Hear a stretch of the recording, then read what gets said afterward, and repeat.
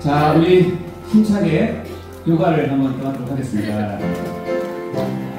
박수 치면서 창세기 주의 웃기 내리니 민수기 신명기 여호수아 사사기 룻기 사무엘 삼아 열왕기 삼아 역대 삼아 에스라 느헤미야 에스더 욥기 시편 잠언 듣고 하가 이사야 예레미야 에가 에스겔 다니엘 호세아 요엘 아모스 오바댜 요나미가 나훔 하박국 스바냐 학개 스가랴 말라기 막대 마가 누가 요한 사도행전 로마서 고린도 전후서 갈라디아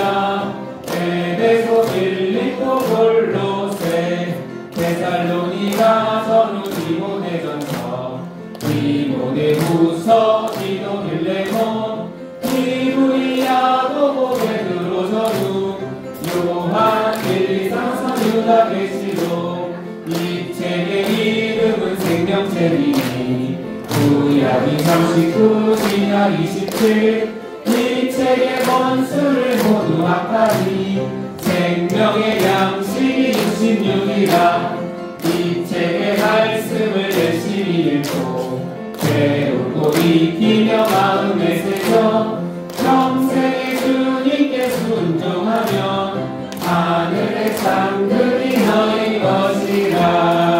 아멘. 아, 여러분이 주일학교 온 것 같아요. 축하드립니다. 여러분 회춘하셨습니다. 너무 입을 착착 벌리시면서 찬양하는 그 모습이 여러분의 어린 시절을 보는 것 같아서 참 좋습니다. 자, 이제 강의 시작하도록 하겠습니다. 먼저 인사드리겠습니다.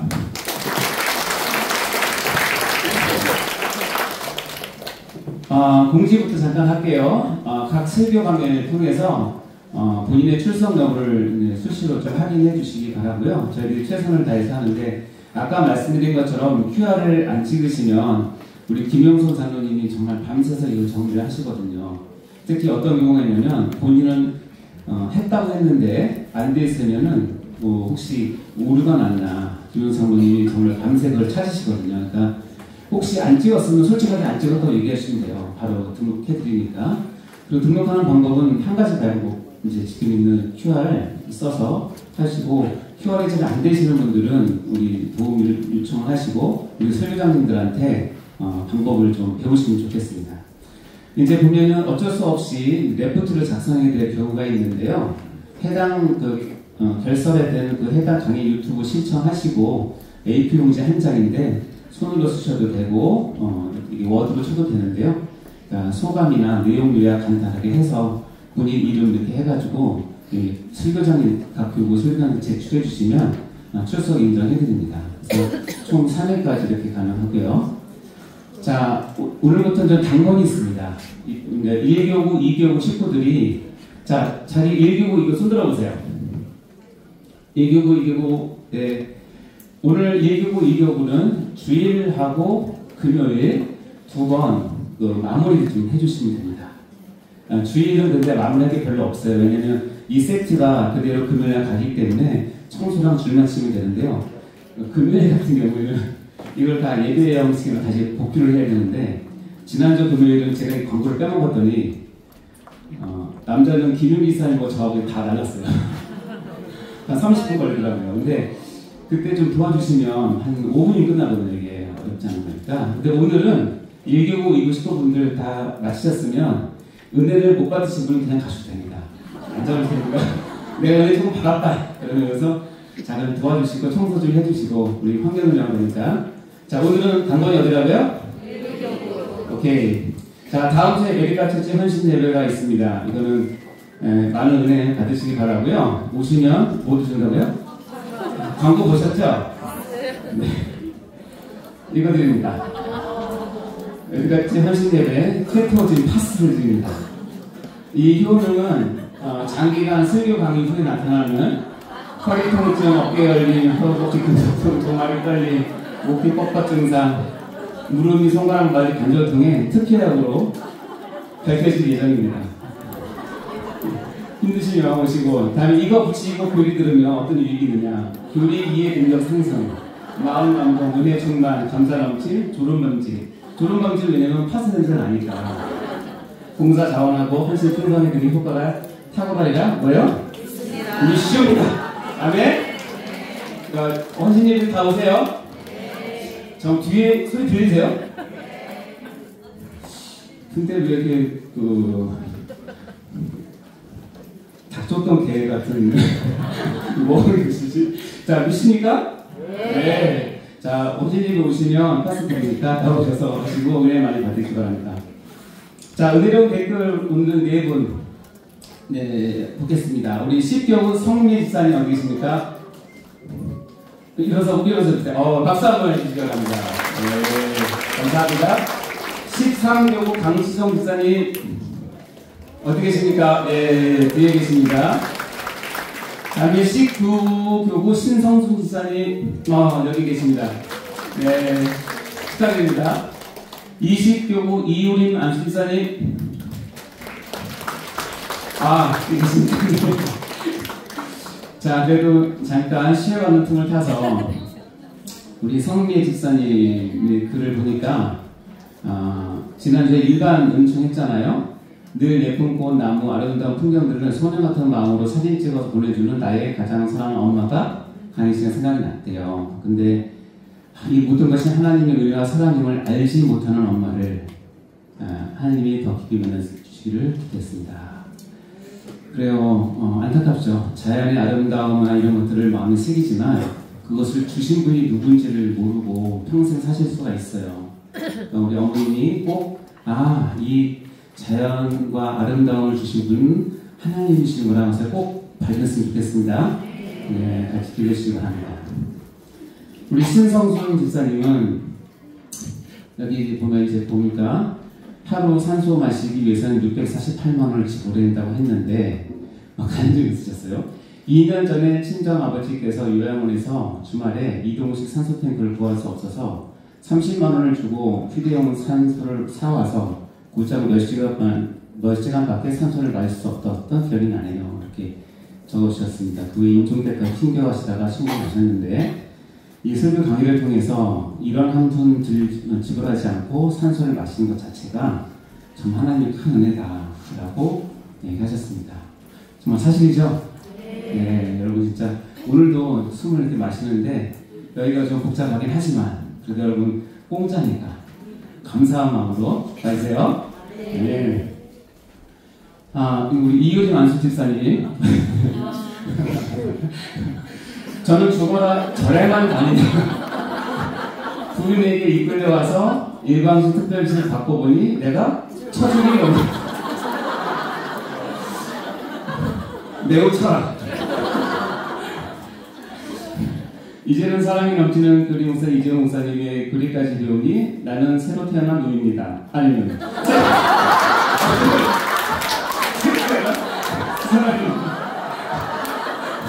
죄송합니다.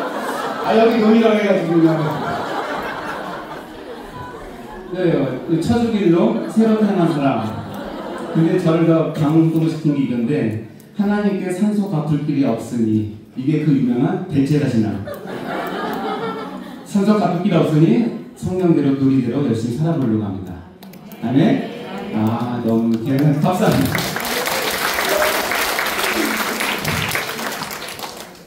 우리 강시원 집사님은 이런 걸 올리셨어요.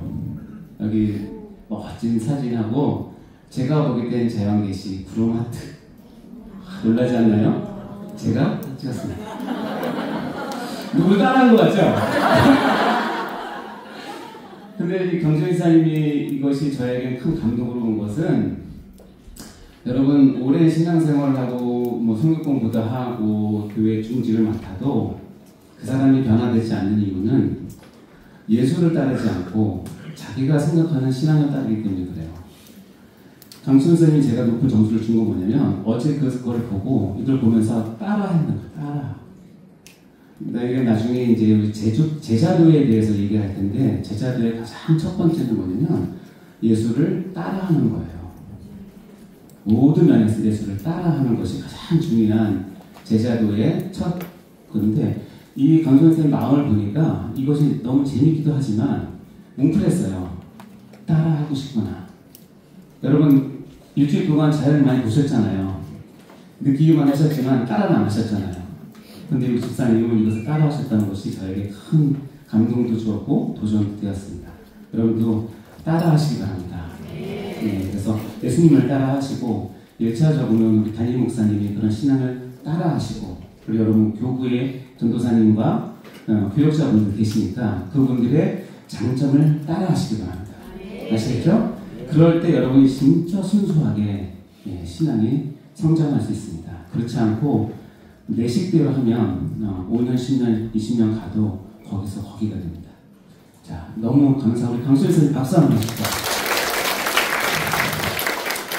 자, 오늘 그래도 복습을 해야 되니까 여러분 저번 나눠드린 구제 요한 죄 뒤에 보면 이게 나오지 않습니까?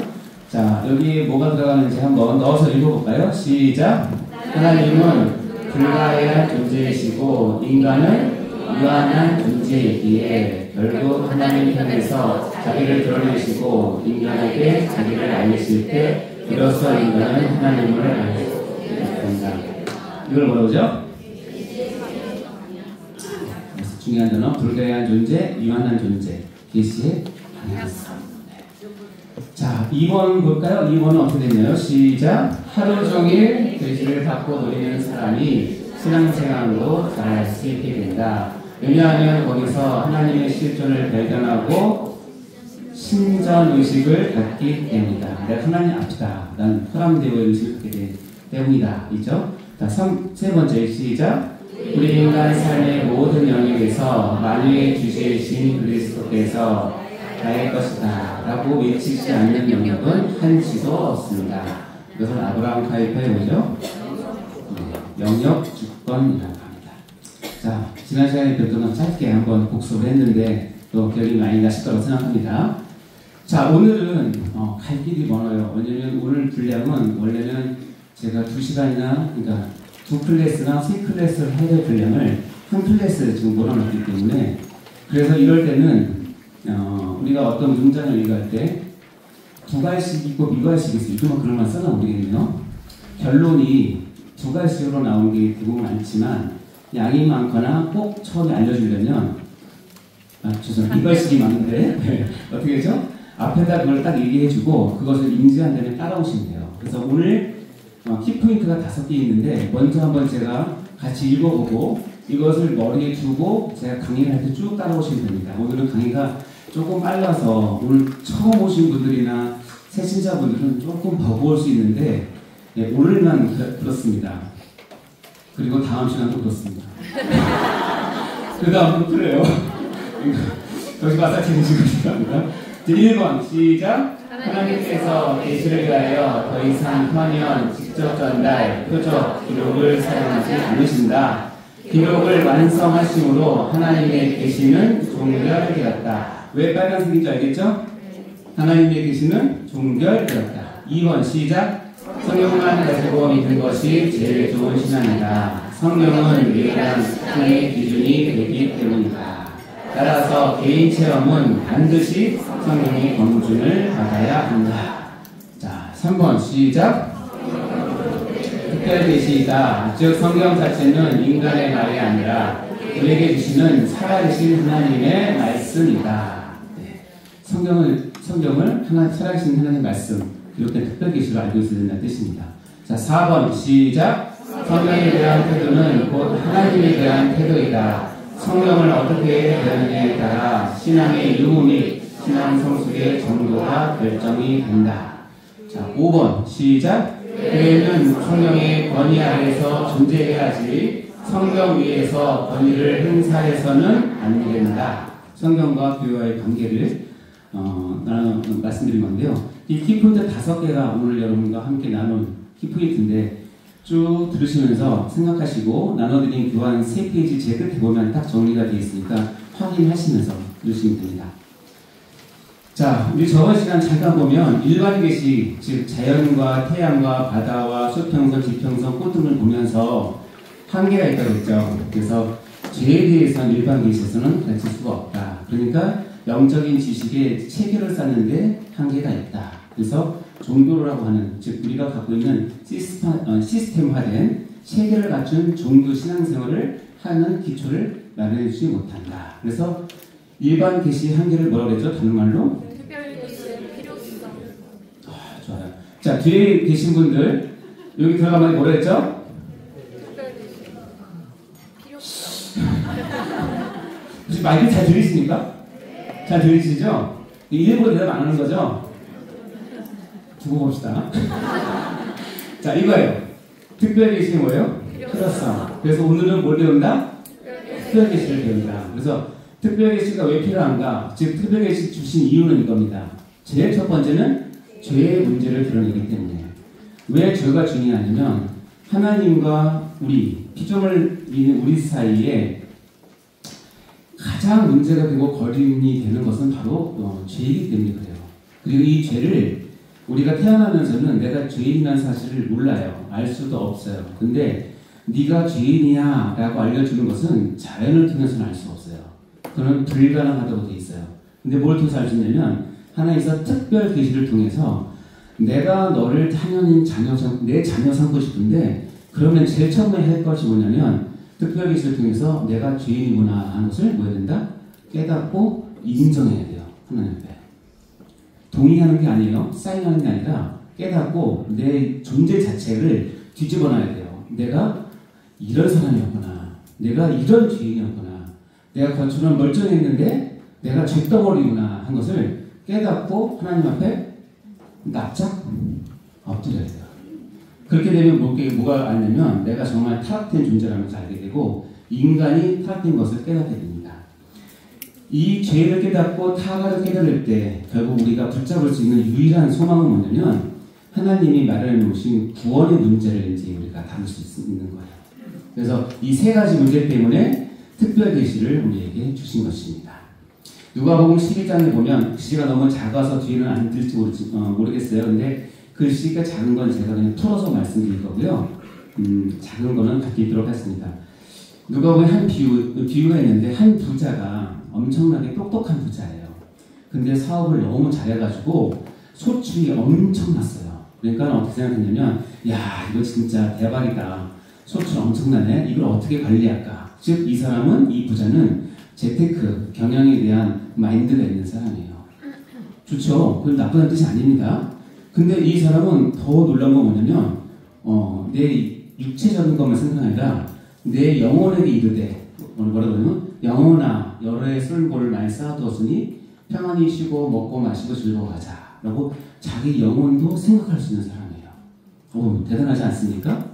근데 문제는 뭐냐면 하나님이 이 한 부자, 이 재테크에 뛰어나고 나름대로 영혼에 관심이 있는 이 한 사람을 향해서 뭐라고 지적을 하냐면 이르시되 뭐라고요? 어리석은 자라고 얘기해요. 이유는 뭐냐면 네가 그렇게 얘기한 네 영혼을 내가 도로 찾으리니 다시 얘기하면 네 영혼의 주인은 누구다? 하나님 나야. 왜냐면 내가 찬송하니까 네 영혼을 내가 오늘 밤에 도로 찾아가면 네가 지금 계획하고 있고 쌓아놓고 있고 그렇게 풍성하게 했던 것이 묻게 되겠느냐 이 바보야 그 얘기입니다. 자, 이 한 부자는 일반 계시, 일반 은총을 충분히 받은 사람이에요. 그리고 나름대로 종교적인 열심이 있었던 것 같아요. 근데 뭐냐면 오해가 있었어요. 무슨 오해냐면 영혼도 내 육체랑 똑같이 쓸 물건이 많이 쌓아두면 편히 쉬고 먹고 마시고 즐거워할 수 있는 존재로 생각한 거예요. 내 영혼은 내가 편히 할 수 있는 존재로 생각한 거예요. 뭐예요? 하나님에 대한 오해고 그 영혼을 주신 하나님의 주권을 인정하지 않는 죄인에 불과한 거예요. 그때 하나님께서 뭐라고 하시냐면 이 사람을 어리석다라고 얘기합니다. 그래서 일반 은총만 가지고는 이 부자 같은 사람들이 많이 나올 수 있어요. 적당히 돈 벌고 적당히 교회 참석해서 적당히 헌금하면 내가 하나님께 잘하고 있다고 착각하고 있는 사람이 너무 많아요. 근데 내 영혼을 하나님께 드린 적은 한 번도 없어요. 내가 죄인이라는 것을 하나님께 고백한 적도 한 번도 없어요. 차라리 하나님이 나를 필요로 하지 내가 왜 하나님이 필요해? 이렇게 생각해요. 교회가 나 없으면 무너지지 내가 왜 교회를 필요해? 이렇게 생각할 수도 있어요. 그러나 그건 바탕이 틀린 거예요. 바탕이 틀린 거예요. 출발 안 한 거예요. 왜냐하면 특별계시를 안 받았기 때문에. 특별계시 받은 사람은 죄에 대해서 반드시 생각하고 죄에 대해서 민감하고 내가 하나님께 어떻게 살아야 될 것인가를 늘 고민하면서 사는 것이 특별계시를 받은 사람이에요. 그래서 오늘 배운 특별계시는 그래서 중요합니다. 자, 하나님께서 성경을 보면 특별계시를 주는 방법이 여러 가지가 있는데 제가 간단하게 보면 하나님의 현현이라는 방법이 있어요. 현현은 좀 어려운 말이긴 하지만 하나님이 직접 자신을 나타내요. 그래서 하나님이 현현이라고 하고 때로는 하나님께서 직접 전달을 하세요. 생각과 의지를 직접 드러내세요. 세 번째는 기가 막힌 표적을 통해서 하나님의 의도를 전달하세요. 그리고 이 기록이라는 것은 1번, 2번, 3번에 했던 모든 사건들을 기록하게 하셔서 나중에 성령님에게 하는 방법이에요. 특별계시의 방법은 하나님이 현현, 직접 전달, 표적, 기록되어 있습니다. 여러분 교환해 보면 빼곡하게 성경 구절이 다 있어요.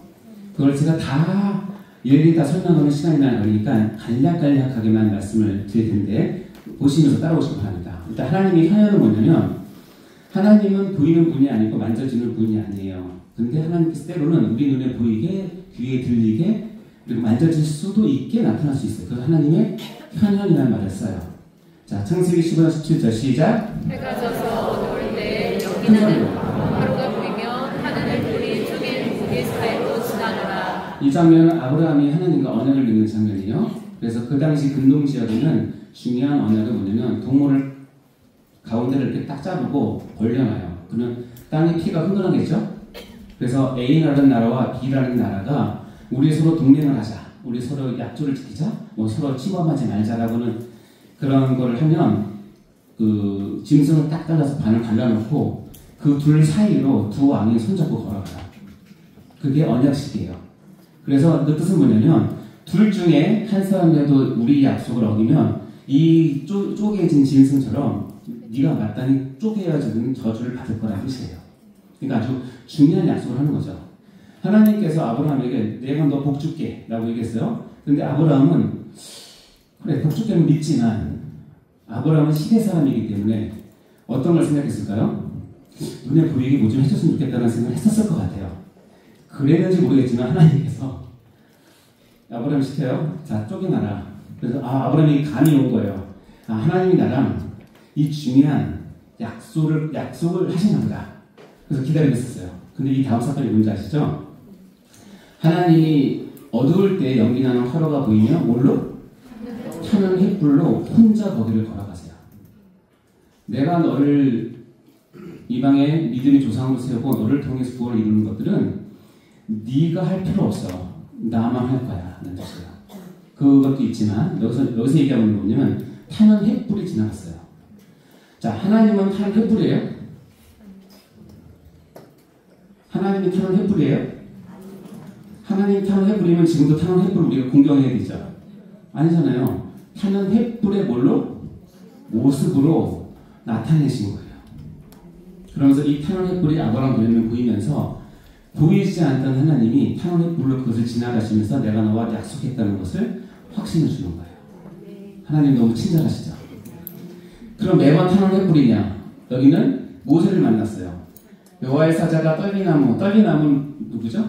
모세죠. 그리고 나오는 불꽃 안에서 하나님 나타나셨어요. 자, 하나님께서 불꽃에 나타나셨어요. 그러면 불꽃이 하나님이에요? 아니죠. 그러나 이때는 하나님께서 불꽃의 형상을 힘입어서 모세에게 자기 자신을 계시를 하는 거예요. 특별 계시로 그걸 현현이라고 얘기를 해요. 그래서 모세가 불꽃이 희한해서 가잖아요.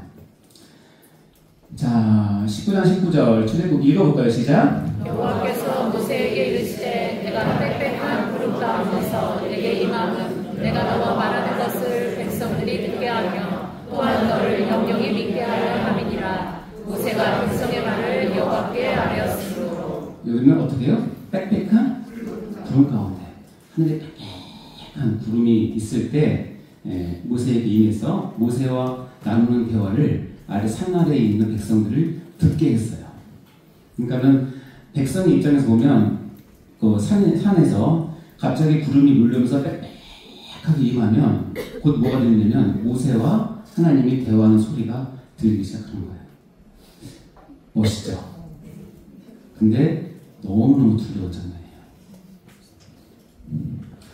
자, 아까는 빽빽한 구름, 여기는 모세가 이제 회막에 들어갈 때 이동하면서 회막을 지었는데 회막에서 하나님이 모세를 만나세요. 이제 산에서 내려와서 광야로 가실 때는 그러면 어떻게 되냐면 모세가 하나님과 대화하기 위해서 친구처럼 대화하기 위해서 딱 들어가면 하나님께서 몰래 구름 기둥으로 이렇게 해서 거기 싹 임재하세요. 그러면 거기에서 모세와 대화하시고 밖에 있는 여호수아뿐만 아니라 모든 이스라엘 백성들은 회막에 구름 기둥이 내려오셨네. 그걸 누가 오셨다? 하나님이 오셨다. 누구랑 얘기한다? 모세랑 얘기한다. 그것을 표면적으로 하는 거예요. 자, 그럼 지금까지 보면은 그런 구름 기둥이 하나님은 아니죠. 불꽃도 있고 뭐 횃불도 있고 빽빽한 구름도 있고 구름 기둥이 있어요. 그러면 자 이쯤 되면 눈치채는 게 하나님의 현현은 우리가 공식화할 수 있다? 없다. 누구만이다? 다시 한번 누구만이다? 그게 정답이에요. 자, 여기에는 지진 후에 불이 있었으나 불 가운데도 여호와께서 계시지 아니하더니 불 위에 뭐가 있어요? 세미한 소리로. 아까는 뭐 눈에 보이는 거 쓰는데 이제 세미한 소리로 엘리야를 만나시는 거예요. 지진이다. 들어보신 적? 이 세미한 소리로 하나님 임재를 느끼는 거죠. 자, 6기는 우리가 지난번에 했때 봤던 장면인데 읽어봐요. 시작.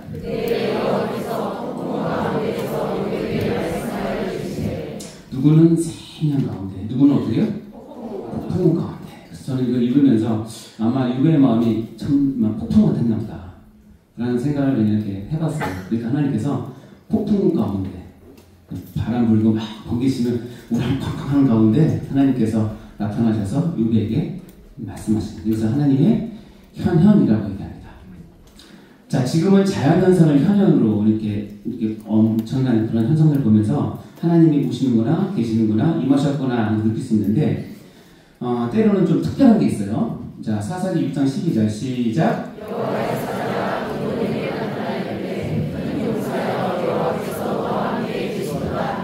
예, 사사 기드온에게 하나님께서 오셨는데 여기서 여호와의 사자라고 표현을 해요. 그리고 이 기드온이 여호와의 사자랑 막 이야기하고 뭐 하다가 나중에 제물을 드리는데 여호와의 사자가 무교병이 되니까 불이 바위에서 나와서 고기가 무교병을 살랐어요. 그러니까 제물을 다 태우니까 여호와의 사자가 갑자기 떠나서 보이지 않았어요. 그러니까 기드온이 그가 여호와의 사자인 줄 알고 이럴 때 슬프도소이다. 왜일까요? 아까운 제물 다 태워서 아니라 주 여호와야. 그게 뭔지 알았냐면 여호와의 사자가 하나님인 걸 안 거예요. 두려움이 온 거예요. 지금도 마찬가지지만 유대인 세상에서는 하나님을 대면하여 보면 뭔다? 죽는다고 실제로 죽어요. 그러면 이런 특별하게 하나님께서 은혜를 베푸셔서 현현하실 경우에는 그렇게 하지 않으세요. 근데 여호와께서 그에게 이르시되 너는 안심하라 두려워하지 말라 죽지 아니하리라. 이것을 누가 할 수 있냐면 하나님만 할 수 있는 거예요. 천사가 이렇게 못해요. 천사는 그런 권한이 없어요. 하나님이니까 죽지 않겠다고 얘기를 한 거예요. 자, 그래서 나오는 중요한 단어가 있죠. 기드온이 여호와를 위해서 거기서 제단을 쌓고 이것을 뭐라 했다?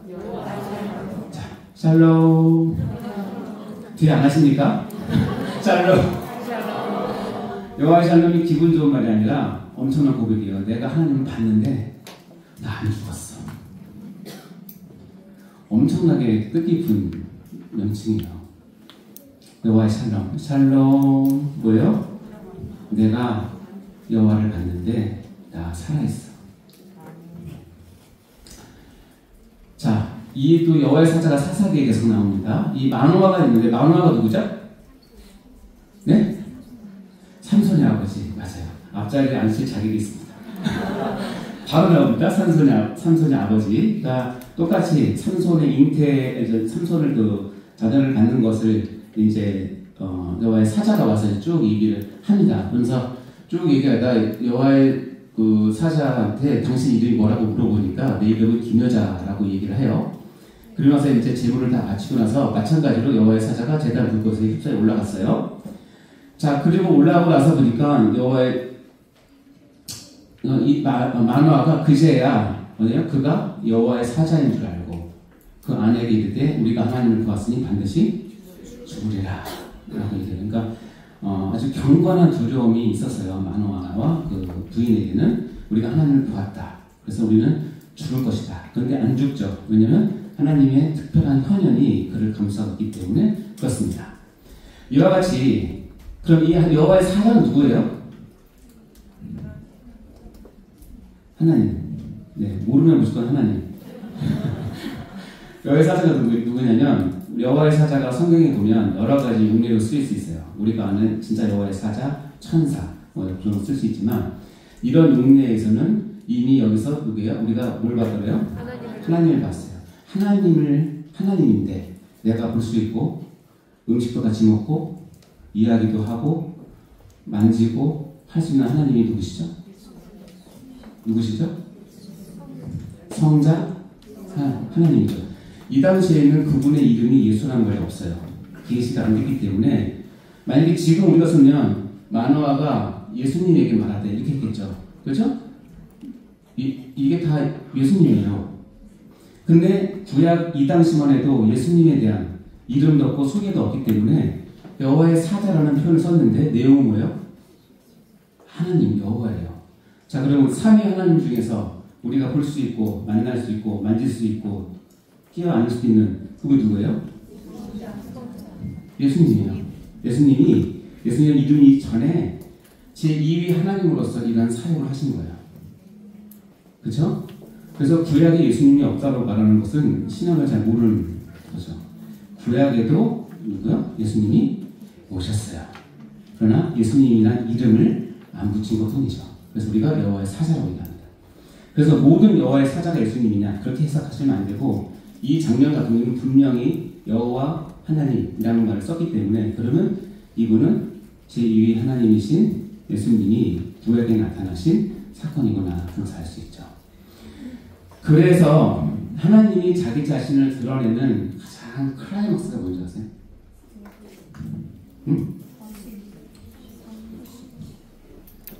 하나님의 현현의 신적 현현의 극치 클라이막스는 뭐냐면 성육신이에요. 하나님 자신이 자신을 드러냈는데 이거는 여러분 하나도 안 놀리죠, 그렇죠? 하나도 안 놀리죠. 하나님이 우리 가운데 오신 성육신이 바로 그 사건이에요. 하나님의 특별 계시의 클라이막스는 뭐예요? 내가 직접 내려가서 너희랑 같이 있겠다. 너희랑 같이 살겠다. 이게 하나님의 특별 계시의 가장 클라이막스예요. 요한복음 1장 14절 읽어볼까요? 시작!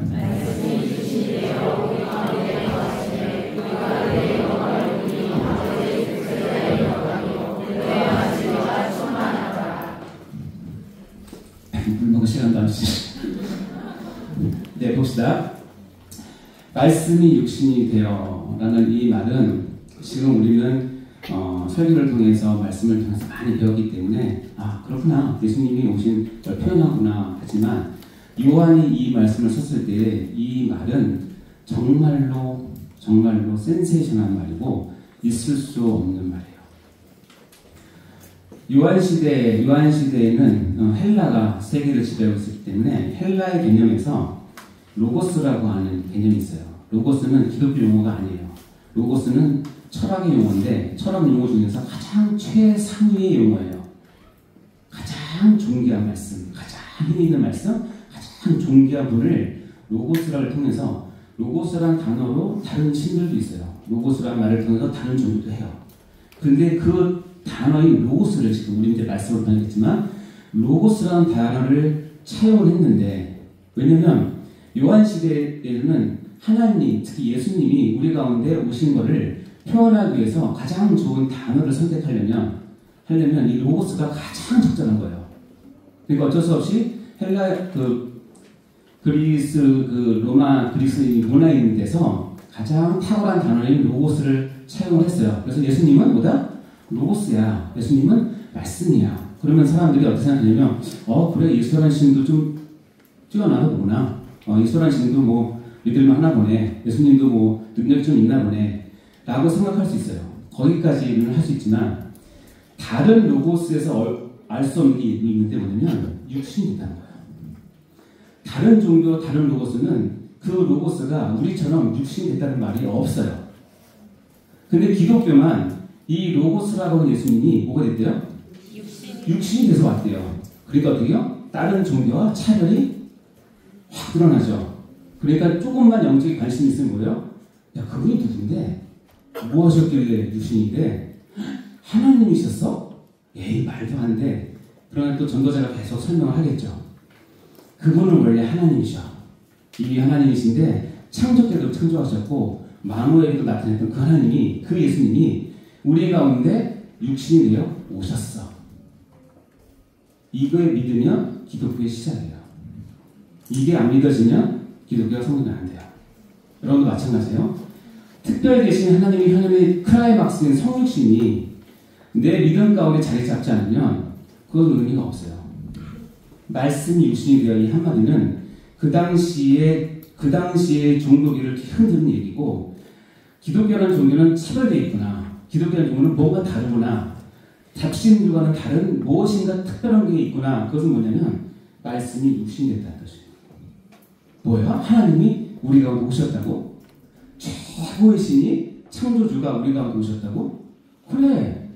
예수님이 육신이 돼서 우리 가운데 오셨어. 그게 기독교의 첫 출발이에요. 그래서 신의 현현은 이와 같이 하나님께서 직접 나타나십니다. 방법은 다양합니다. 하나님 뜻대로 하십니다. 그렇지만 이 신의 현현의 모든 것을 클라이막스로 모으면 어디로 간다고요? 성자 예수님께서 이 땅에 직접 육신으로 오신 것에 귀결이 되는 거예요. 그래서 우리 예수님을 보면서 하나님을 보는 거예요. 아멘? 다음에 직접 전달의 한 방법, 가장 많이 쓰시는 방법은 음성입니다. 그래서 가라사대, 이르시되, 성경에 보면 가라사대, 이르시대가 많이 나오잖아요. 자, 창세기 2장 16절 시작. 여호와 하나님이 그 사람에게 명하여 이르시되 항상 가득 나무의 열매는 내가 이미 먹되. 네, 그 사람은 아담이죠. 뭐라고요? 이르시되. 창세기 9장 1절 시작. 하나님이 노아와 그 아내들에게 복을 주시며 그들에게 이르시되. 자, 신명기 5장 4절 5절 보면, 자, 읽어볼까요? 시작. 여호와께서 산의 불 가운데서 너희와 대면하여 말씀하시니 그때 너희가 불을 두려워하여 산에 오르지 못하고 내가 여호와와 너희 중간에 서서 여호와의 말씀을 너희에게 전하였노라. 여호와께서 이르시되. 아까는 직접 당사자에게 이르시는 경우가 있고요. 이제 조금 시대가 변하면서 이스라엘 전체를 상대하실 때는 하나님이 어떤 방법을 쓰시냐면 모세라고 하는 중간자를 세워서 하나님께서 백성에게 하실 말씀을 모세에게 전달하고 모세가 하나님께서 전달하는 방식을 취해요. 근데 그 이유는 뭐냐면 성경에 나오는데, 여러분 덥습니까 지금? 안 더워요? 그러면 송풍이라도 좀 틀어주실래요? 공기가 좀 탁한 것 같아서. 네, 송풍이라도, 에어컨 말고 그냥 송풍. 너희가 아까도 얘기했잖아요. 하나님께서 구름 가운데, 빽빽한 구름 가운데 모세와 얘기할 때 우렁쿵 하는 소리가 들리고 모습도 들리는 그것을 보면서 사람들이 두려워했어요. 그래서 어떻게 해요? 너희가 불을 두려워하여 산에 오르지 못하므로 내가 여호와와 너희 이스라엘 중간에 서서 여호와의 말씀을 너에게 전하겠다. 즉 하나님과 이스라엘 사이에 직접 합치고 싶은 말이 있는데, 이 하나님의 현현이 너무나 힘들고 두려우니까 어떻게 해요? 모세를 대리자로 세운 거죠. 그래서 모세가 중간에 서서 여호와의 말씀을 듣고 그것을 그대로 전하는 방식을 이미 신명기 출입 때부터 쓴 방식이에요. 이 방식이 지금 어떤 방식이에요, 여러분? 그렇죠. 하나님께서 교회를 이끌어 가시는 방법이에요. 물론 하나님은 여러분과 직접 할 수 있어요. 대화도 하시고 하세요. 그러나 개인으로 하는 거 말고 하나님의 몸된 교회가 가야 할 방향을 정할 때는 그런 방법을 쓰지 아니하시고 이런 시스템을 하나님께서 즐겨 사용하세요. 이 몸된 교회의 대표자, 우리 말하면 담임 목사님을 세우시고 담임 목사님에게 2024년 목회 비전을 주시고 목회 비전을 받은 담임 목사님 그것을 우리에게 선포하게 함으로써 우리는 그 목회 비전을 들으면서 담임 목사님의 계획이네 라고 생각하는 것이 아니라 어떻게 여기죠? 하나님의 말씀이고 명령이구나 하는 것을 인정하는 거죠. 그리고 따라가는 거예요. 아시겠죠? 그래야 하나님의 말씀이 위에서부터 아래로 질서 있게 체계적으로 규칙적으로 내려갈 수 있어요. 안 그러고 다들 나도 듣는데라고 다들 제 목소리를 하면 어떻게 되죠? 교회는 산으로 갑니다. 산으로 가고 바다로 가고 들로 가고 다 가겠죠? 이 방법이 그런 방법입니다. 하나님께서는 또 한 사람 부르실 때 사무엘을 직접 부르십니다. 사무엘아 사무엘아 이렇게 하시겠죠? 자, 또 하나의 방법은 이제 말씀 이르시되 말고 뭐예요? 꿈. 하나님께서 꿈에 들어가십니다. 이건 좀 어떻게 설명해야 될지. 자, 꿈에 본 즉 사닥다리 이거 누구죠? 야곱의 사닥다리 야곱이 이제 마따나무를 막 갈 때 그 돌베개에 쌓고 있을 때 그때 하나님께서 야곱에게 여러 방법이 있는데 모르겠어요. 꿈 속에 들어가셔서 내가 너를 어떻게 축복할 것이다. 너는 존재가 뭐냐? 아브라함의 하나님, 이삭의 하나님이 나니까 네 자손이 주라고는 이런 귀중한 말씀을 야곱의 꿈에 들어가서 하세요. 그러니까 꿈도 하나님의 계시의 특별 계시의 한 통로로 쓰이는 것이죠. 그럼 모든 꿈이 다 그러냐? 여러분 없습니다. 여러분 모든 꿈이 하나님의 계시를 들으십니까? 그럼 여기 계시면 안 되고 미아래 가서 잘 까시면 우리 꿈의 상당히 많은 퍼센트는 뭐죠? 아유, 제가 그 말을 못했는데 감사합니다. 거의 개꿈이죠. 나중에 얘기하겠지만 내가 꿈을 꿨는데 뭐라고 생각을 하실 수도 있어요. 뭐 그건 개인적인 경험인데 그거를 하나님의 모든 말씀이라고 여기고 치부하는 것은 굉장히 위험할 수 있어요. 조금 더 설명드리겠습니다. 자, 하나님이 아비멜렉에게 현몽하셨어요. 이 아비멜렉이 누구냐면 굉장히 억울한 사람이에요. 아브라함이 딱 갔는데 그랄 땅인가? 하여튼 블레셋 땅에 갔는데 자기 아내가 그렇게 예쁘대요. 누구죠?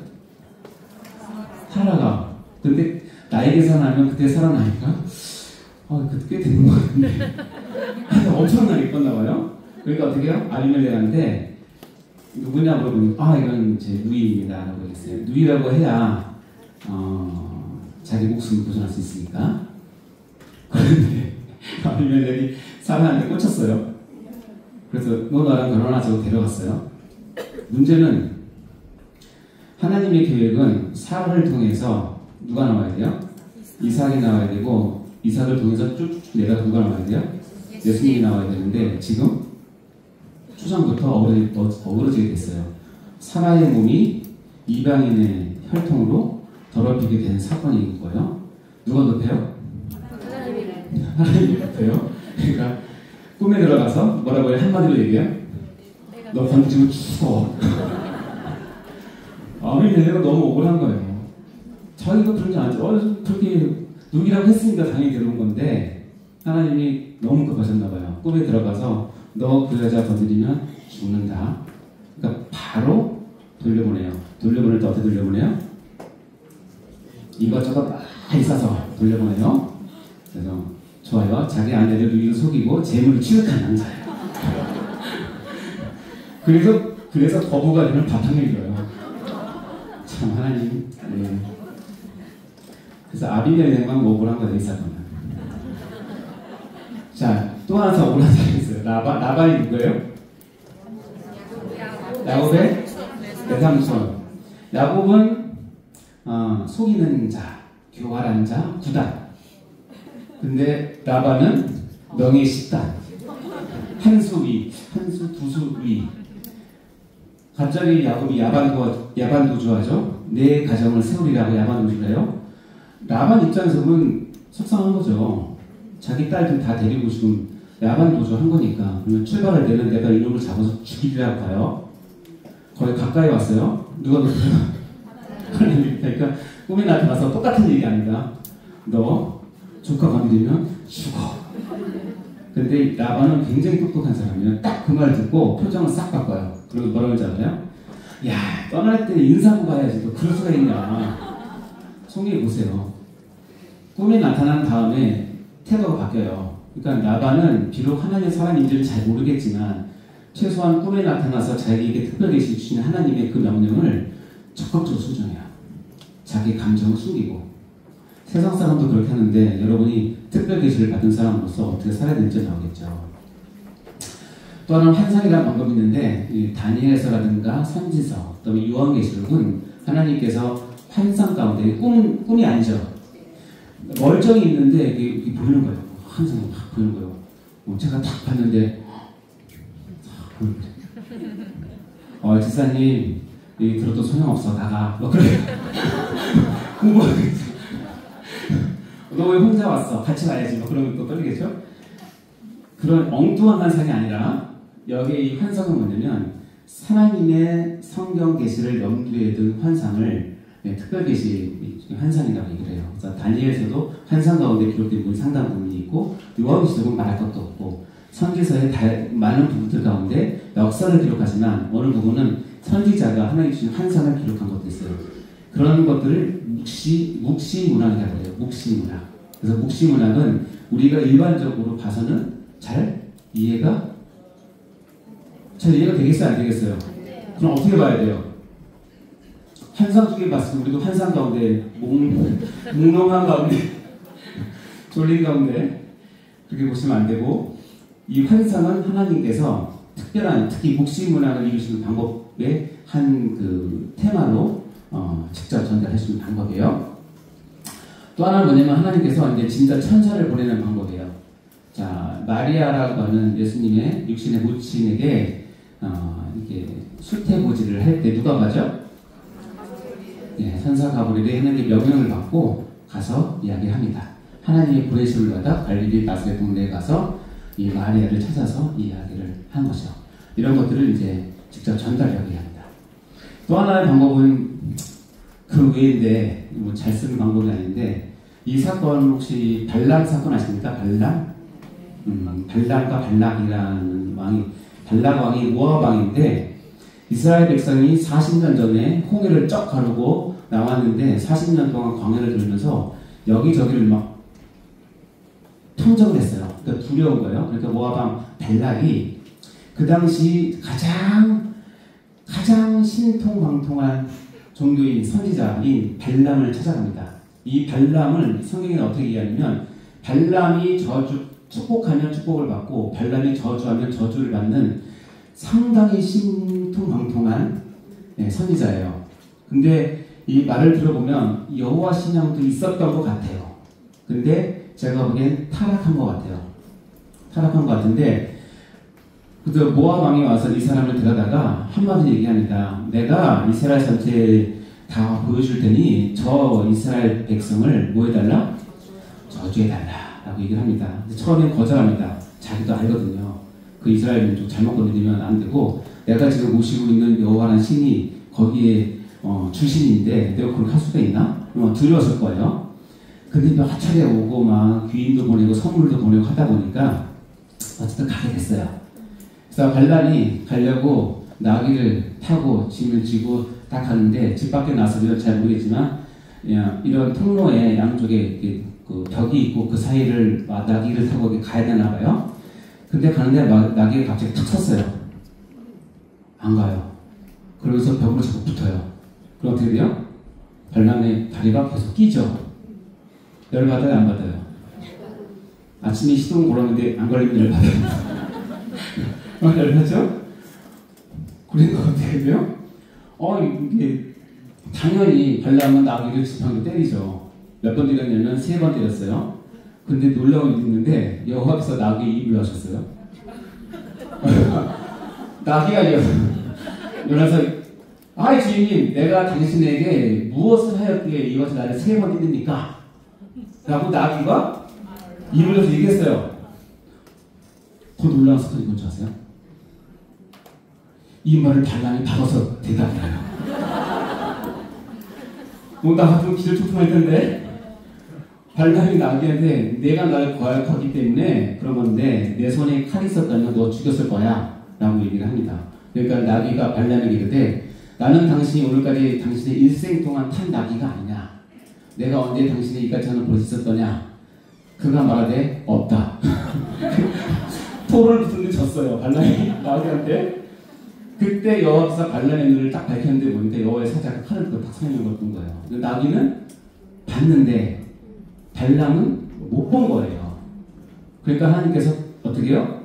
이 말 못하는 나귀의 입을 열어서 이 발람 선지자를 교훈하고 가르치는 거예요. 여러분이 집에서 애완견을 기르신다면 하나님께서 보다 못해서 어느 날 여러분의 반려견의 입을 열어서 아이고 그렇게 하면 식사하지 마. 그 얘기 듣고 여러분이 미안해 내 잘못했어. 그럼 똑같아. 지금도 그렇게 하시면 참 좋을 것 같아요. 그렇죠? 그러니까 하나님의 특별히 계신 현현의 방법은 하나님의 주권을 가지고 하나님께서 마음껏 하세요. 하다못해 나귀를 통해서도 하시고 정급하시면 여러분의 집에 기르는 개나 고양이를 통해서 하실 거예요. 나왔으니까 뭐 못하실 일이 없겠죠.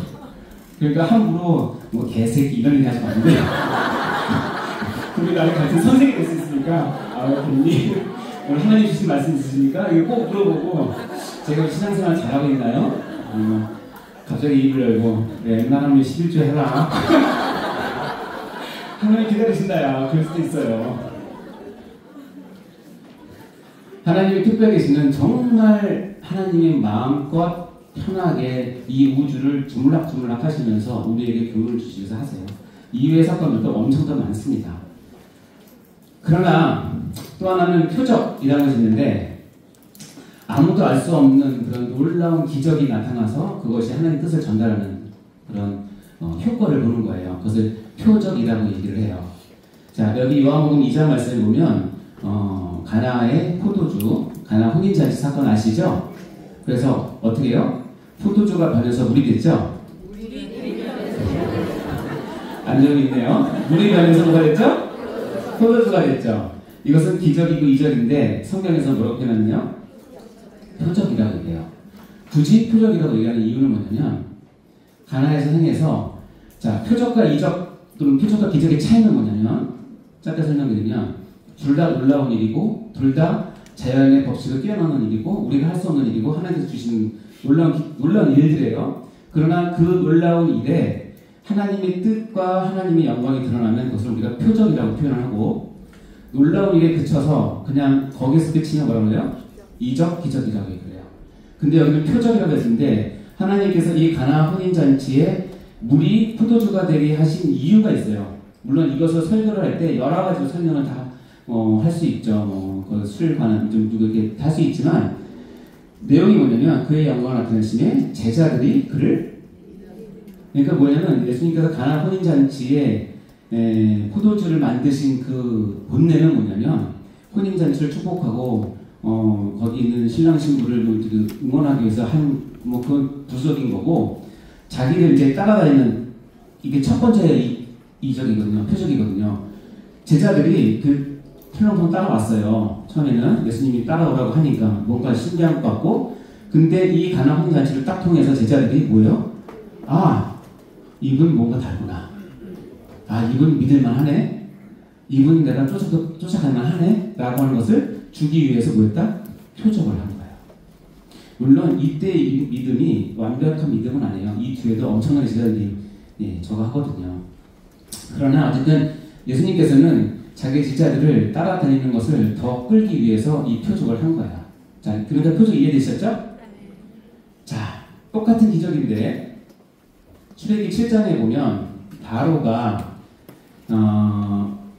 죄송해요. 모세가 아론과 함께 바로에 섰어요. 바로왕한테 야 이스라엘 백성 지금 너희 노예도 있는데 하나님이 노예 해방시키래. 어느 나라 왕이 어느 나라 황제가 어느 나라 대통령이 그 말도 안 되는 걸 하겠어요. 그러니까 어떻게 해요? 나는 몰래 하면서 지팡이를 던졌어요. 아론의 지팡이를 딱 던졌더니 뭐가 됐어요? 뱀이면 안 와닿죠?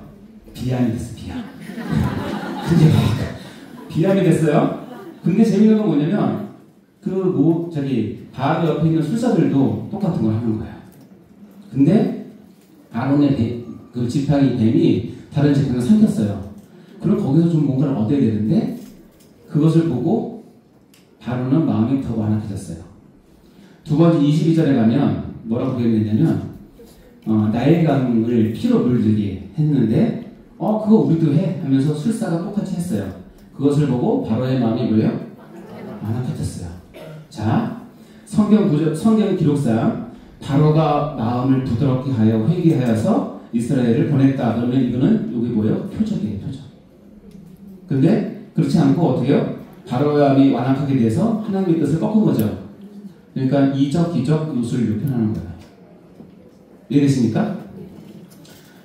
그래서 이런 기록도 많이 나와요. 예수께서 제자들 앞에서 많은 표적을 행했다. 이 말 뜻은 뭐냐면 예수님께서 그런 기적을 행하면서 하나님의 뜻을 이루시기 위해서 노력하셨다는 뜻이고 이것을 기록하게 해서 믿게 하고 생명을 얻게 하는 이유로 목적으로 표적을 행했다. 우리가 이렇게 이해하면 되는 것이죠. 마찬가지예요. 오병이어의 기적은 사복음서 모두에 나오는 대표적인 기적이에요. 근데 예수님은 이것을 표적으로 하셨는데 그러면 어떻게 오병이어의 떡을 먹고 예수님의 기대는 뭐예요?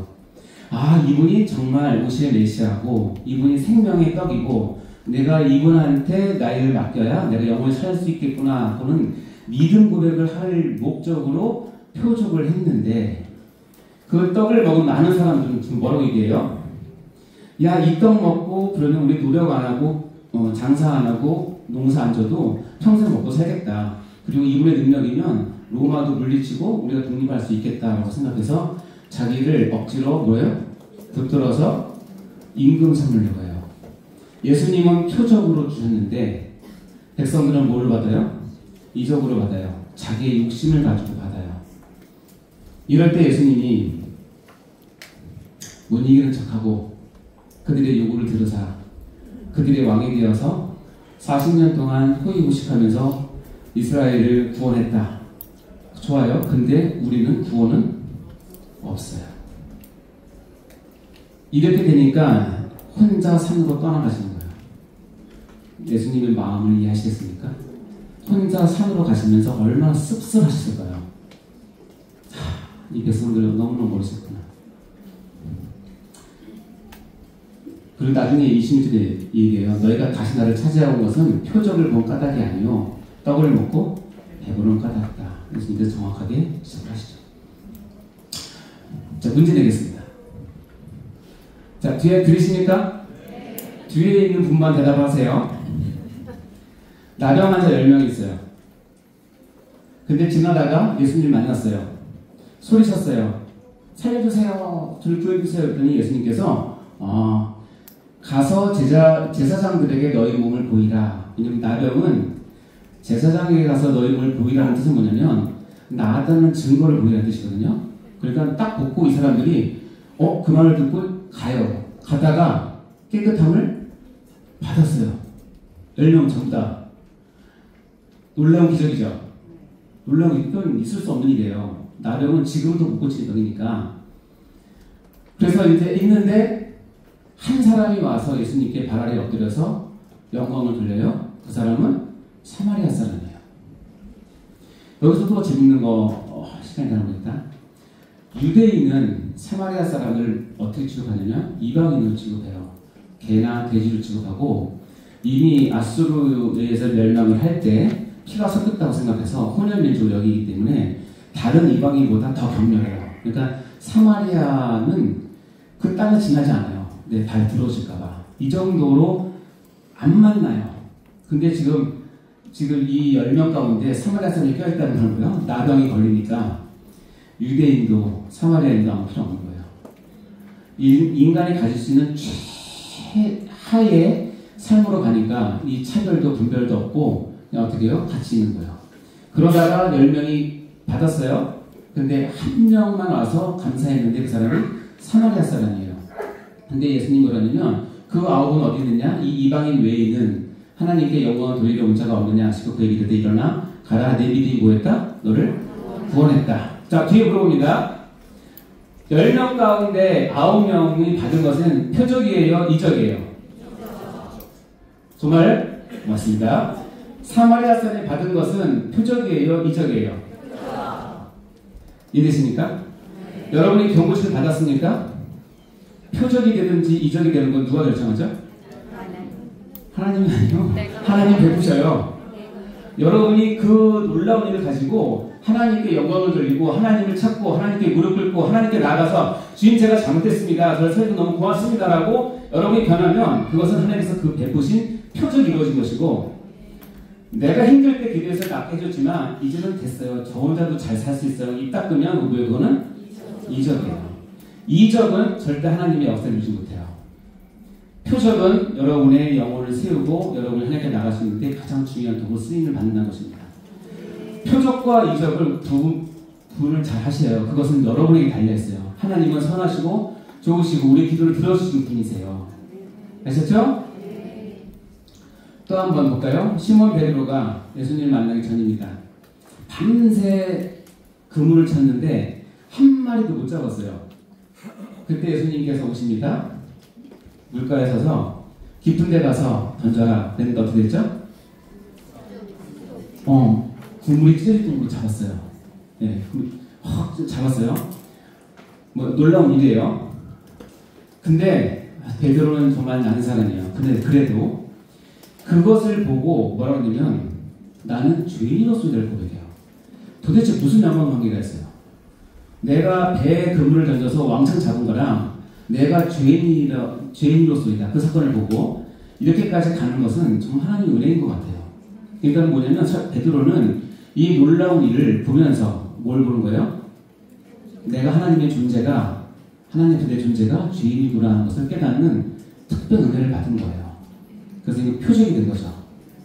이걸 기적으로 바꿔볼까요? 베드로가 실컷 잡았어요. 와, 그동안 밀린 월세도 내고 애들 학원비도 내야 되고 집에다 좀 저축도 해놓고 딱 해놓고 다음에 예수님께 찾아가는 거죠. 예수님 한 번만 더 포인트 찍어주시면 이번에 5대5로 합시다. 내가 들고 쳐드릴게. 그거는 기적이에요. 그렇게 살 수도 있어요. 그러면 돈을 좀 벌겠죠. 다른 분보다. 근데 하나님과의 인격적인 관계, 하나님과의 신앙은 절대로 있지 않아요. 근데 세상 많은 사람들이 돈에 대한 욕심, 명예에 대한 욕심, 자기 안위에 대한 욕심, 행복에 대한 욕심으로 놀라운 것을 주셨는데 그것을 표적으로 받지 못하고 어떻게 해요? 이적으로 받으면서 자기 유익을 찾는 거예요. 그러니까 어떻게 해요? 하나님 내가 이만큼 헌금했으면 이만큼 줘야 되는 거 아니에요? 하나님 내가 이렇게 헌신하고 새벽기도 드렸으면 최소한 이렇게 줘야 되는 거 아니에요? 하나님하고 흥정하려고 그래요. 이적입니다. 그거는. 그렇게 됐다고 하더라도 절대 영혼을 유익하지 않습니다. 내가 하나님을 부려서 잘된 것 뿐이지 하나님이 나의 주인으로 나의 주권자로 영원하신 영광 받으실 나의 구세주로 있는 건 아니에요. 자, 그리고 마지막으로는 마지막이라는 걸 안 쓸게요. 아직 멀었으니까. 이것을 다 기록하게 하세요. 여호와께서 모세에게 이것을 뭐예요? 책에 기록하고 모세가 여호와의 모든 말씀을 뭐하고? 기록하고 여호와가 모세에게 이르되 너는 이 말들을 뭐하라? 기록하라. 그리고 율법책을 내 입에 떠나지 말게 하며 주야로 것을 묵상하여 그 안에 기록된 대로 다 지켜 행하면서 하나님께서 이 모든 것을 기록하게 하셨어요. 기록. 그러면서 이 기록이 쌓여서 성경이 되는데 여기 보시면 요한복음 20장 31절 시작. 이것을 기록하는 너희로 예수께서 하나님의 아들 그리스도이심을 믿게 하려 하며 또 너희로 믿고 그 이름을 힘입어 생명을 얻게 하려 함이니라. 네, 이것을 기록하게 하셔서 예수 그리스도를 믿게 하고 그로 인해서 생명을 얻게 하는 목적을 가지고 기록하게 하셨어요. 그러면서 요한계시록 마지막 다 가서 중요한 말씀하십니다. 여러분 이 말씀은 오늘 마음판에 새기시고 눈에 찍으시고 머릿속에 넣으시고 또 성경책 있으면 표시도 하시고 별표 치시고 꽃표도 치시고 다 하세요. 이거 반드시 알고 계셔야 됩니다. 읽어볼까요? 시작. 내가 이 두루마리의 예언을 말씀을 듣는 모든 사람에게 증언하노니 만일 누구든지 이것을 위해 더하면 하나님이 이 두루마리에 기록된 재앙들을 그에게 더할 것이고 만일 누구든지 이 두루마리의 예언의 말씀에서 제하여 버리면 하나님이 이 두루마리에 기록된 생명나무와 및 거룩한 성의 참여함을 제하여 것이다. 한마디로 말하면 이미 완성된 여기에 더하면 안 된다. 빼도 안 된다. 더하고 빼고 끝. 뭐예요? 더 이상 기록은 끝. 종결됐다. 여기 뭐라고 되어 있어요? 매우 중요되어 있죠. 제가 만약 여러분 시험을 본다면 이게 시험에 나오겠습니까? 안 나오겠습니까? 반드시 나오죠? 기록은 종결됐어요. 기록이 종결된과 동시에 뭐가 종결됐냐면 계시가 종결됐어요. 이것을 뭐라고 했냐면 하나님께서 우리에게 계시를 주셔서 하나님께서 원하고자 하시는 뜻이 이미 기록된 성경만 가지고도 나는 하나님 입장에서는 완전하고 완벽하다고 인정하신 거예요. 그러니까 더 거기서 빼도 안 되고 더해도 안 돼요. 아멘? 이것이 믿어지는 게 개혁주의 신앙이에요.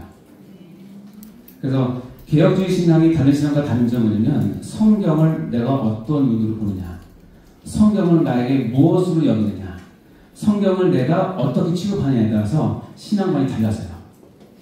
나중에 보지만 카톨릭과는 너무 다르죠. 자, 기록된 특별 계시를 뭐라고 한다? 자, 성경은 뭡니까? 예, 처음에 예수 믿으면 성경은 하나님의 말씀이에요. 맞아요. 그렇죠? 근데 이제 최소한 슬기로운 교리 생활을 마치신 분은 성경이 뭡니까? 그럼 어떻게 설명해야 돼요? 기록된 특별 계시. 그거 아세요? 혹시 슬기 몇 기세요? 일기? 이기? 저기. 선배님이시네? 이렇게 따뜻하게. 기록된 특별 계시를 다른 말로 뭐라 한다? 성경. 성경의 다른 말은 기록된 특별 계시. 아시겠죠? 하나 질문할게요. 근데 왜 하나님은 왜 기록이라는 방식을 택하셨을까요?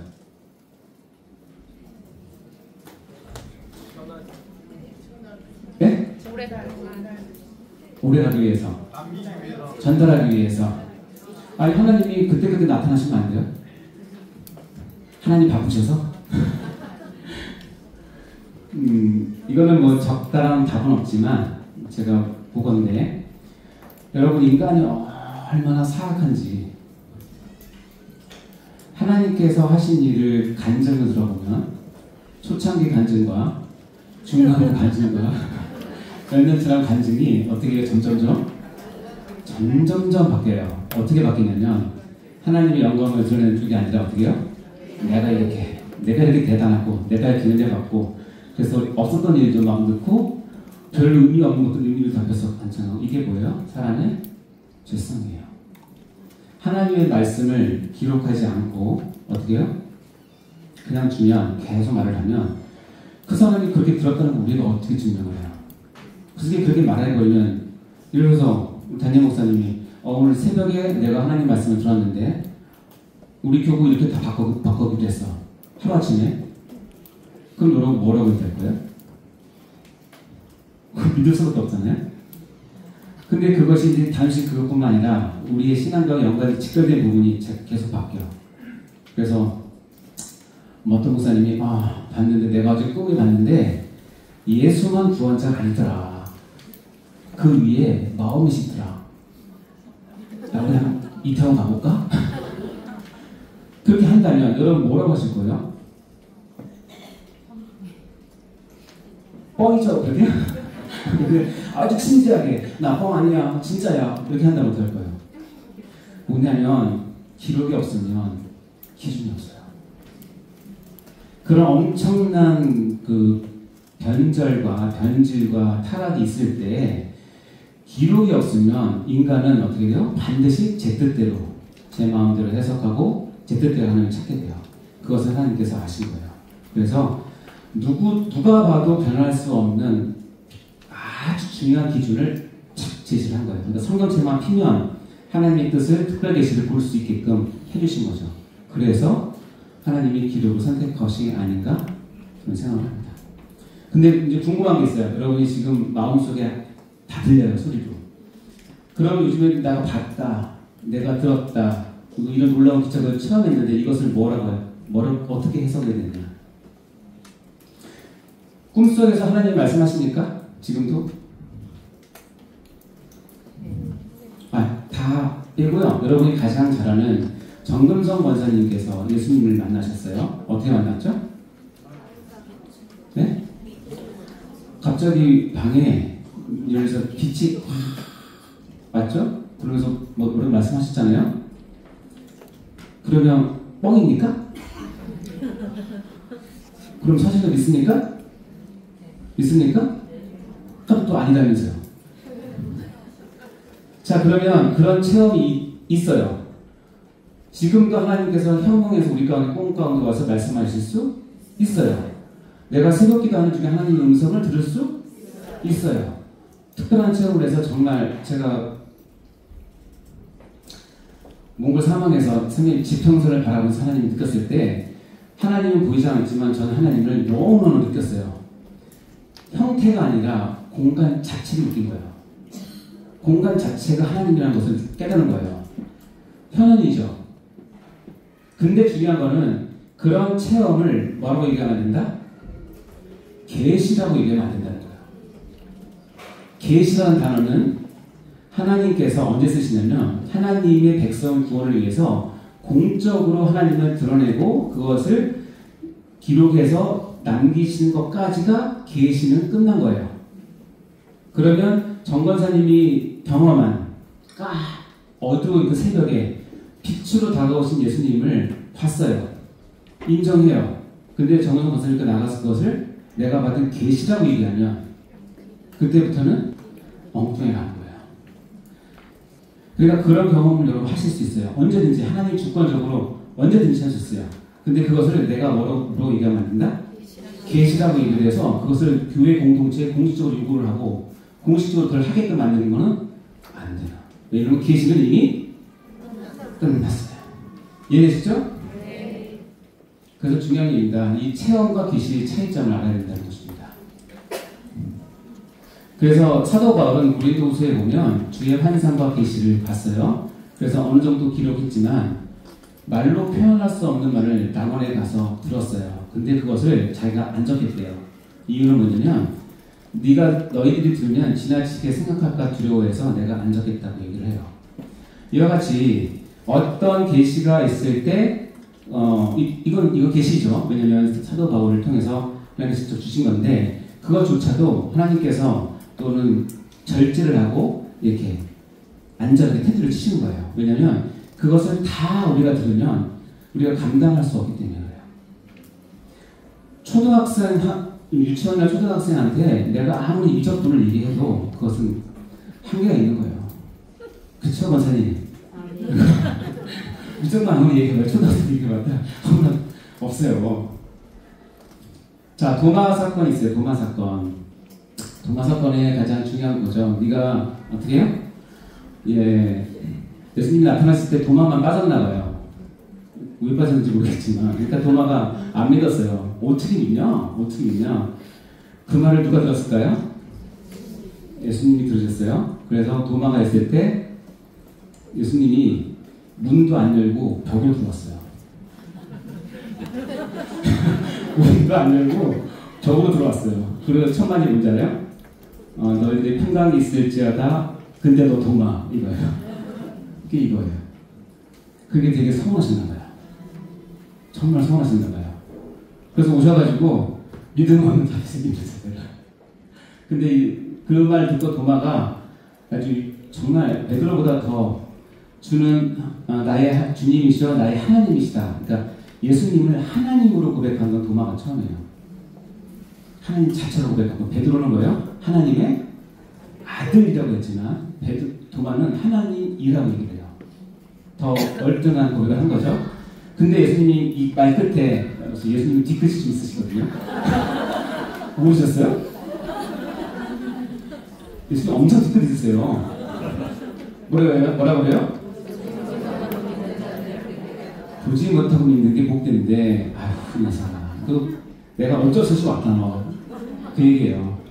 여러분, 보지 않고 믿으시기 바랍니다. 말씀으로 충분합니다.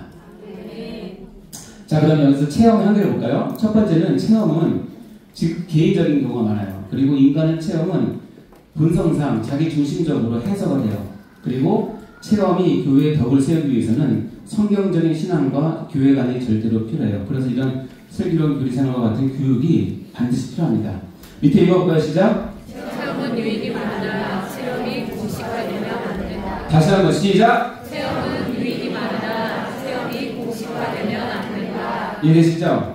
체험을 마음껏 누리세요. 하나님 주신 대로 누리세요. 그것을 통해서 하나님을 더 찬양하시고 여러분의 신앙이 더 커지세요. 그러나 그것을 공식화시키면 안 된다는 거예요.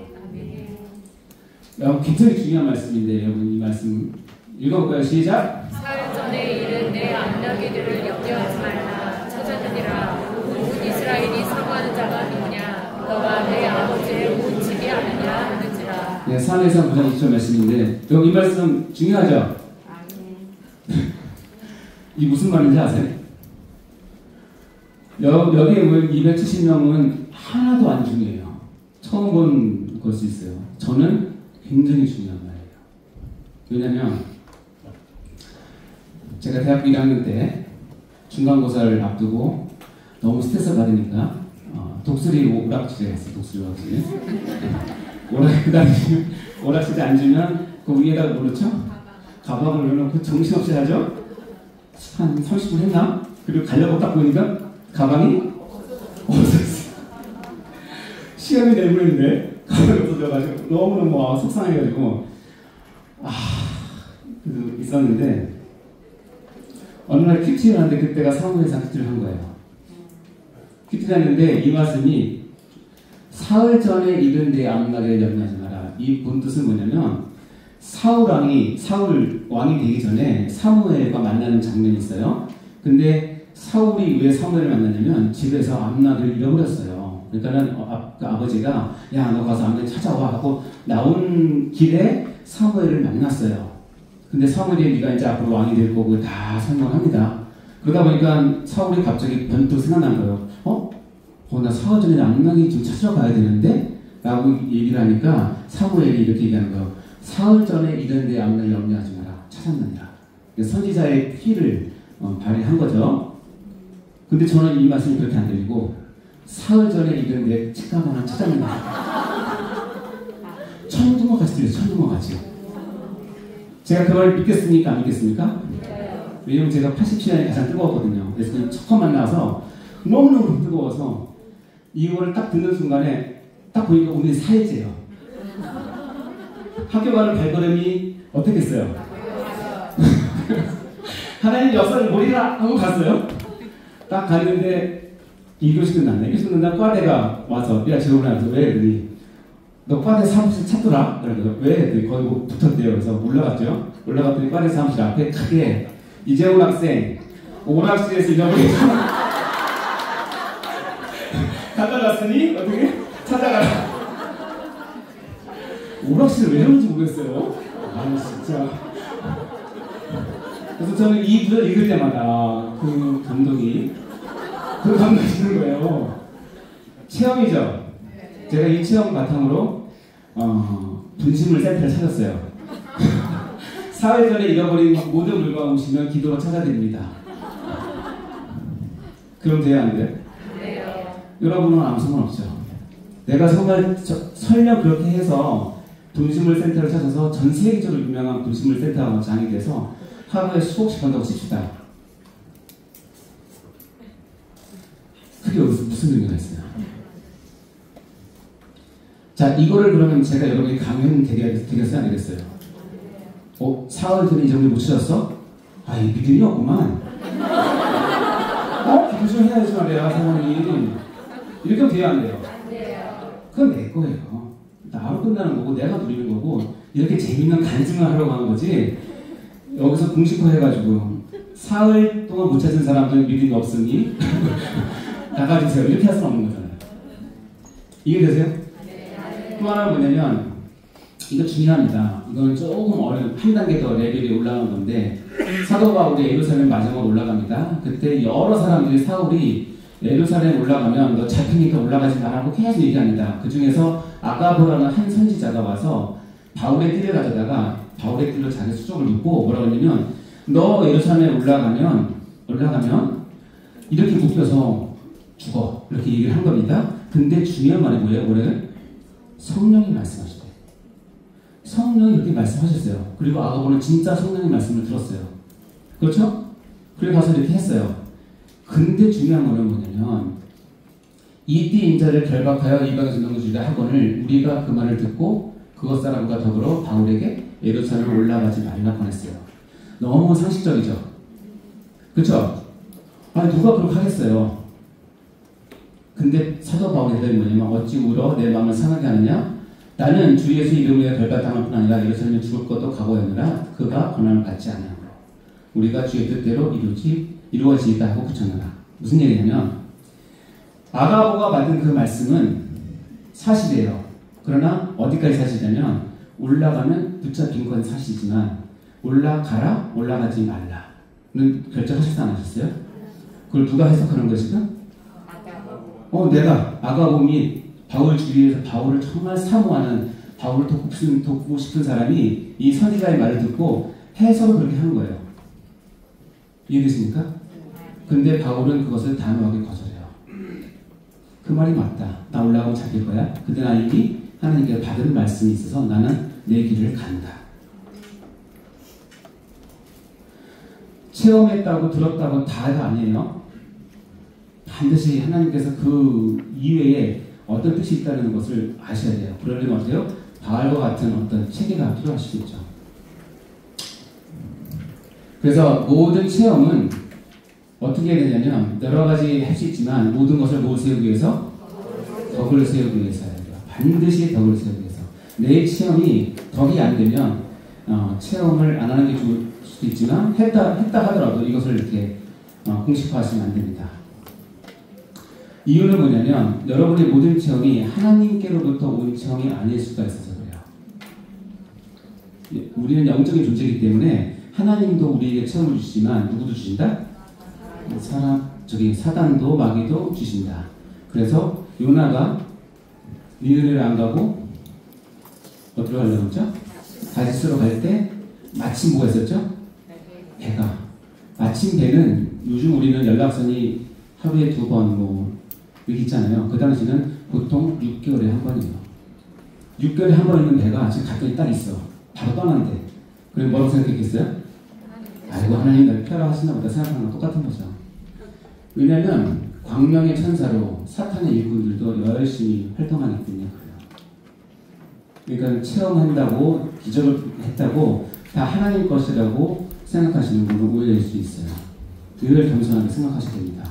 어느 정도냐면 요한계시록에 보면 큰 이적을 이런 사람들이 이 사단의 부하들이 큰 이적을 행해서 심지어 사람들 앞에서 불이 하늘로부터 내려오게 해요. 그리고 하늘에서 말을 하는데 불이 확 떨어지게 옆에 있는 누구 어디 이단에 있는 사람이 그렇게 했다 그러면 여러분 어떻게 하겠어요? 놀라지 않겠습니까? 근데 더 놀라운 건 뭐냐면 나중에 종말론 가서 얘기했지만 땅에 거하는 자들 이들이 미혹하는데 땅에 거하는 자들에게 이르기를 칼에 상하였다가 살아난 짐승 이거를 위해서 우상을 만들라. 자, 칼에 상하였다가 살아난 짐승 분명히 저 교주가 죽은 거 확인했어. 장사까지 다 치렀어. 하다못해 화장도 했어. 근데 3일 만에 살아났어. 부활이라고 하는 컨셉이 우리의 가장 중요한 컨셉이지만 요한계시록에 보면 이 부활 컨셉도 누가 이용한다? 사단이 이용할 수 있어요. 부활이라는 말 자체로 내가 거기에 다 걸면 안 된다는 뜻이에요. 분별력이 필요하다는 뜻이겠죠. 그렇죠? 여기 있잖아요. 칼에 상하였다 상한 짐승을 위해서 우상을 만들라. 거기에 물려서 우상을 만들고 따라가면 배교하는 거예요. 그야말로. 큰일 났네.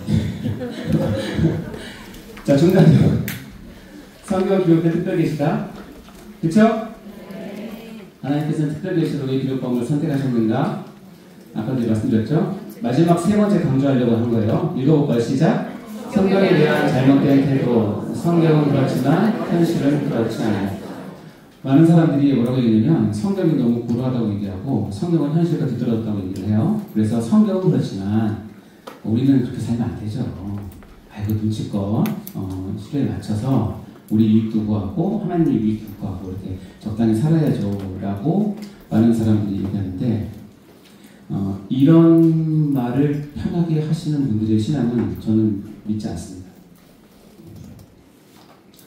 성경을 그렇게 대하면 그 사람은 하나님도 그렇게 대하는 사람이라고 생각하시면 맞아요.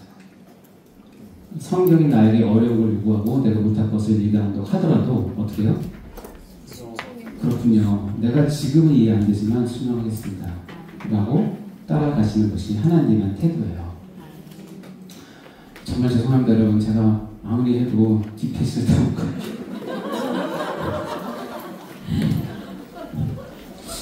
내가 힘들렸나? 지금 하면은 건너뛰니까 제가 그래서 이게 괜찮아요. 1년 동안 해야 된다고. 지금 말 무지 빨리 해서 하는 거거든요. 손으로 잘 이제 아이고 정말 죄송하게 뒤에 보면은 여러분이 뭐 자습하셔도 될 만한 내용인데 이거 지금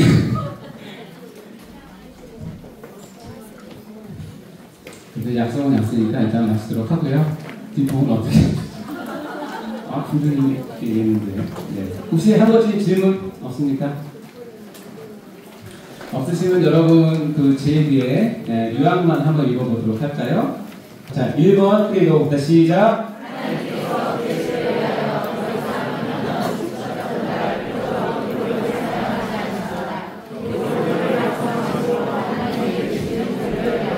아멘. 이제 이 말 뜻이 이해가 되십니까? 분명히 와닿으시죠? 여기에서 어긋나는 건 다 2단이고 사이로 생각하시면 됩니다. 2번 시작.